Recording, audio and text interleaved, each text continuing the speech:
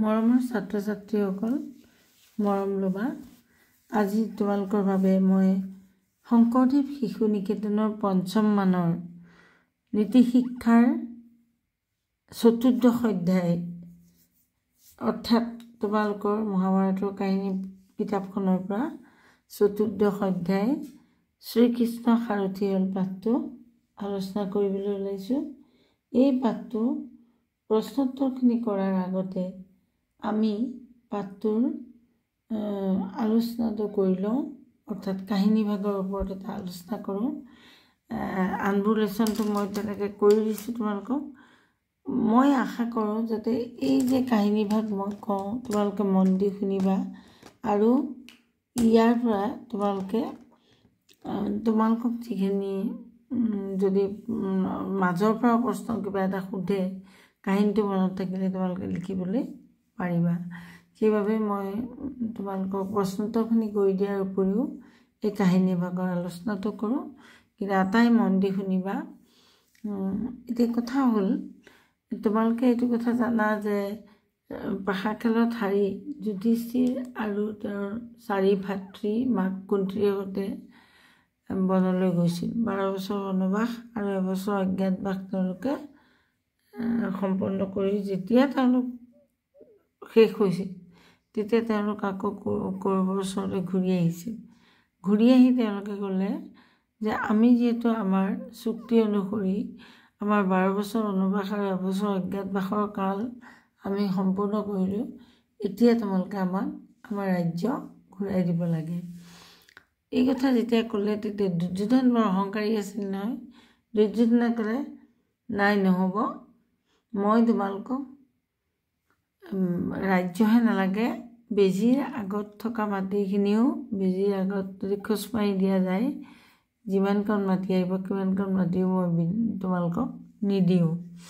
তেতিয়া পাণ্ডৱৰ অন্য উপায় নাছিল, গতিকে তেওঁলোকে ক'লে তেতিয়াহ'লে আমি যুদ্ধ কৰিব লাগিব, তোমালোকৰ আৰু আমাৰ মাজত যুদ্ধ হ'ব, যুদ্ধত জিকি আমি আমাৰ ৰাজ্য লাভ কৰিব লাগিব। তেতিয়া তেওঁলোকৰ মন নাছিল, কিয়নো কৌৰৱ তেওঁলোকৰ নিজৰ ককাই ভাইয়ে আছিল, নিজৰ বৰদেউতাকৰ ল'ৰা, গতিকে তেওঁলোকৰ মন নাছিল। কিন্তু উপায় নাই, যিহেতু দুৰ্যোধনে বিনা যুদ্ধে ৰাজ্য ঘূৰাই নিদিয়ে, গতিকে তেওঁলোক যুদ্ধ কৰিবলৈ মান্তি হৈছিল।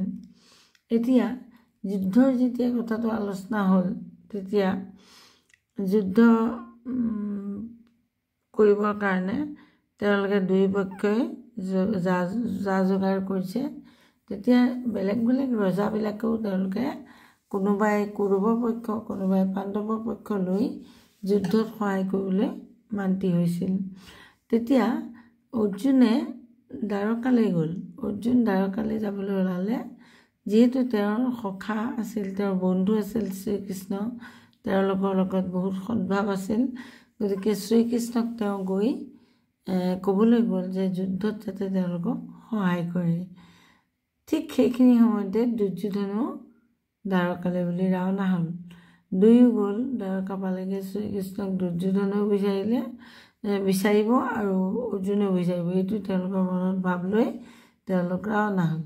হৈ গৈ তেওঁলোকে দেখিলে শয়ন কক্ষত অৰ্থাৎ শোৱাৰ কোঠাত শ্ৰীকৃষ্ণ শুই আছে। তেতিয়া দুৰ্যোধনে শ্ৰীকৃষ্ণৰ মূৰৰ ফালে মূৰৰ শিতানত এখন ধুনীয়া আসন আছিল, তাত তেওঁ আৰামছে বহি ল'লে আৰু অৰ্জুনে শ্ৰীকৃষ্ণৰ ভৰিৰ ফালে বহি থাকিল। তেওঁ বৰ বিনয়ী আছিল, গতিকে তেওঁৰ অহংকাৰ নাছিল, গতিকে তেওঁ ভৰিৰ ফালে বহি আছিল। শ্ৰীকৃষ্ণ এটা সময়ত টোপনিৰ পৰা উঠি তেওঁ চিধাই অৰ্জুনক দেখিলে। অৰ্জুনক দেখাৰ লগে লগে তেওঁক খা খবৰ ল'লে, কেনে আছা, কি কথা। তাৰপিছত তেওঁ দুৰ্যোধনক দেখিলে, মূৰৰ ফালে যিহেতু বহি আছিল দুৰ্যোধন, তেতিয়া তেওঁকো তেনেদৰে সুধিলে। তেতিয়া দুৰ্যোধনে লগে লগে ক'লে যে আপুনি যিহেতু আমাৰ লগত আপোনাৰ সুসম্পৰ্ক আছে, গতিকে মহাভাৰতৰ যুদ্ধত আমাৰ যিখন যুদ্ধ হ'ব কুৰুক্ষেত্ৰৰ যুদ্ধ, এই যুদ্ধত আপুনি আমাক সহায় কৰিব লাগিব। তেতিয়া শ্ৰীকৃষ্ণই ক'লে হয় নেকি, ঠিক আছে, তোমালোকক মই সহায় কৰিম। মই এতিয়াতো অৰ্জুনকো মই দেখিলোঁ, অৰ্জুনক মই প্ৰথমতে দেখিলোঁ, যিহেতু তেওঁ মোৰ ভৰিফালে বহি আছিল। চকু মেলি মই অৰ্জুনক দেখিলোঁ, গতিকে অৰ্জুনকো মইতো নিৰাশ কৰিব নোৱাৰোঁ। সেয়ে মই এটা কাম কৰোঁ, মোৰ দুটা হেৰি আছে, দুটা কথা আছে। মোৰ হাতত এক অৰ্বুদ নাৰায়ণী সেনা আছে আৰু আনফালে মই নিজে আছোঁ। গতিকে তাৰ ভিতৰতে কোনে কোনটো বাছি লয়, অৰ্থাৎ এক অৰ্বুদ সেনা লাগেনে মোক লাগে। কিন্তু তাৰ আগতে মই এটা কথা কওঁ যে মই যদিও যুদ্ধত থাকিম, যুদ্ধত মই কিন্তু কেতিয়াও অস্ত্ৰ নলওঁ, যুদ্ধ নকৰোঁ। মই অস্ত্ৰও তুলি নলওঁ আৰু মই যুদ্ধও নকৰোঁ। তেতিয়া দুৰ্যোধনে ভাবিলে খালী হাতে যোৱা কৃষ্ণক লৈ তেওঁৰ লাভ নহ'ব।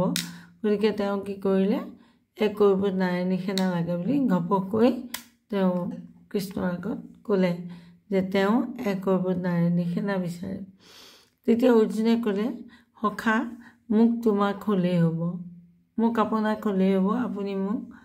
আপুনি লাগে অস্ত্ৰও নধৰক, একো নকৰক, কিন্তু আপুনি মোৰ লগত থাকিলে মোৰ বহুত সাহস হ'ব। গতিকে আপুনি মোৰ লগত থাকিব লাগে। সেইমতে কথা হ'ল, দুৰ্যোধনে মনে মনে ভাবিছে ইমান এক অৰ্বুদ সেনা পাইছোঁ আৰু এফালে সুদা হাতৰ কৃষ্ণ, গতিকে কৃষ্ণইনো কি সহায় কৰিব। গতিকে মানে তেওঁ মনে মনে খুব ফূৰ্তি পালে যে কৃষ্ণক সুদা মানুহজন সুদা পোৱাতকৈ তেওঁ এক অৰ্বুদ সেনা ল'বলৈ মান্তি হ'ল। তেতিয়া অৰ্জুনক শ্ৰীকৃষ্ণই ক'লে যে মই আগতেই কৈছোঁ যুদ্ধত মই অস্ত্ৰ নধৰোঁ, মই মাত্ৰ এটা কাম কৰি দিম, মই তোমাৰ ৰথখন চলাই দিম, অৰ্থাৎ তোমাৰ ৰথৰ সাৰথি হ'ম মই। এনেদৰে কৃষ্ণ এই কুৰুক্ষেত্ৰৰ যুদ্ধত অৰ্জুনৰ ৰথৰ সাৰথি হ'ল। কাহিনীটো ইমানেই।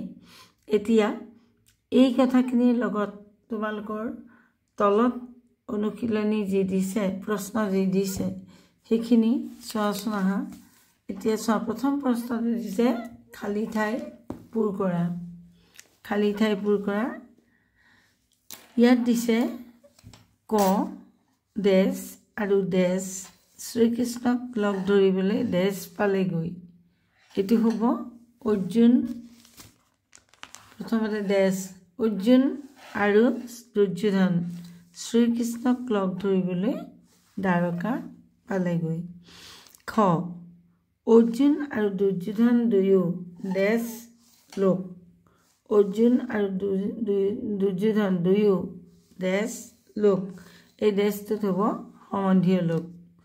গ সেই সময়ত শ্ৰীকৃষ্ণই শোৱনি কোঠাত ডেছ লৈ আছিল। এটা আহিছিল হ'ল, এটা আছিল হ'ব লাগিছিল দেই। সেই সময়ত শ্ৰীকৃষ্ণই শোৱনি কোঠাত বিশ্ৰাম লৈ আছিল। বিশ্ৰাম হ'ব এই শব্দটো। তাৰপিছত ঘটো চোৱা, ডেছ গৈ শ্ৰীকৃষ্ণৰ মূৰশিতান্তে পাৰি থোৱা আসনত আৰামত বহি থাকিল আৰু ডেছ হাতযোৰ কৰি সেৱা জনাই ভৰি পথান্তে বহি থাকিল। আমি এইটো জানো যে মূৰৰ ফালে কোন বহিছিল, দুৰ্যোধন। গতিকে আমি প্ৰথম শব্দটো লিখিম, দুৰ্যোধন গৈ শ্ৰীকৃষ্ণৰ মূৰশিতান্তে পাৰি থোৱা আসনত আৰামত বহি থাকিল আৰু অৰ্জুন হাতযোৰকৈ সেৱা জনাই ভৰি পথানতে বহি থাকিল। এতিয়া দ্বিতীয় প্ৰশ্নটোলৈ আহা। তলত দিয়া প্ৰশ্নবিলাকৰ উত্তৰ দিয়া। প্ৰথম, শ্ৰীকৃষ্ণই প্ৰথমে কাক দেখা পালে? উত্তৰ হ'ব কৃষ্ণই প্ৰথমে অৰ্জুনক দেখা পালে। শ্ৰীকৃষ্ণই প্ৰথমে অৰ্জুনক দেখা পালে।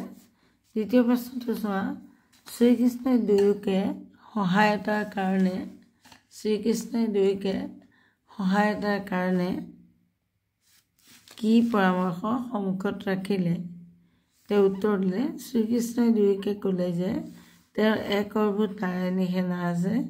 যুদ্ধত তেওঁলোকে হয় সেই সেনাখিনি ল'ব পাৰে আৰু নহয় তেওঁক ল'ব পাৰিব। শ্ৰীকৃষ্ণই দুয়োজনকে ক'লে যে তেওঁৰ এক অৰ্বুদ নাৰায়ণী সেনা আছে। যুদ্ধত তেওঁলোকে হয় সেই সেনাখিনি ল'ব পাৰিব আৰু নহয় তেওঁলোকে তেওঁক ল'ব পাৰিব।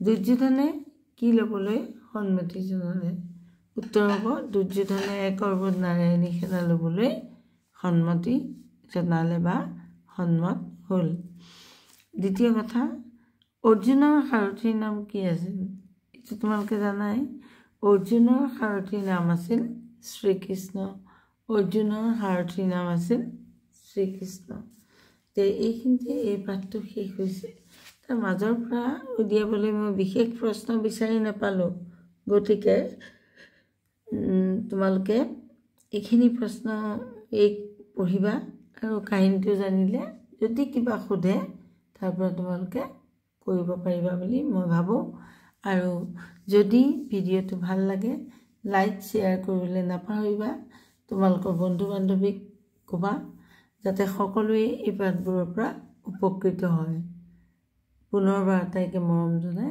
আজিৰ ভিডিঅ'টো সামৰিছোঁ